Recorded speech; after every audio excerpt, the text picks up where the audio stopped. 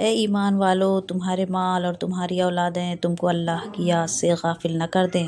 جو لوگ ایسا کریں وہی خسارے میں رہنے والے ہیں۔ سورہ منافقون غیر جاریہ۔ ابو ہریرہ رضی اللہ عنہ کہتے ہیں کہ رسول اللہ صلی اللہ علیہ وسلم نے فرمایا، جو شخص مرنے کے بعد وراثت میں قرآن مجید چھوڑ گیا، کوئی مسجد بنا گیا، یا مسافروں کے لیے کوئی مسافر خانہ بنوا گیا، یا کوئی نہر جاری کر گیا، یا زندگی و صحت و تندرستی کی حالت میں اپنے مال سے کوئی صدقہ نکال گیا، تو اس کا ثواب اس کے مرنے کے بعد بھی اسے ملتا رہے گا۔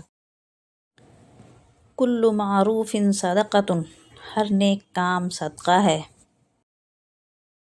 لوح محفوظ میں لکھی گئی تحریر۔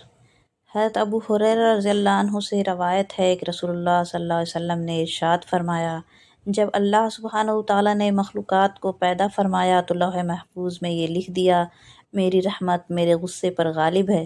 یہ تحریر اللہ سبحانہ وتعالیٰ کے پاس عرش پر موجود ہے۔ صحیح مسلم۔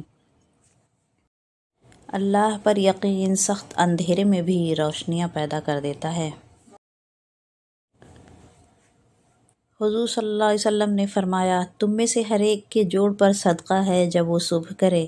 ہر جوڑ کی طرف سے ادائیگی صدقہ یہ ہے کہ ہر دفعہ سبحان اللہ ہی کہنا صدقہ ہے، ہر دفعہ الحمدللہ کہنا صدقہ ہے، اور ہر دفعہ لا الہ الا اللہ کہنا صدقہ ہے، اور ہر دفعہ اللہ اکبر کہنا صدقہ ہے، اور نیکی کا حکم دینا اور برائی سے روکنا بھی صدقہ ہے۔ ان سب کی طرف سے چاشت کے 2 نفل کافی ہیں۔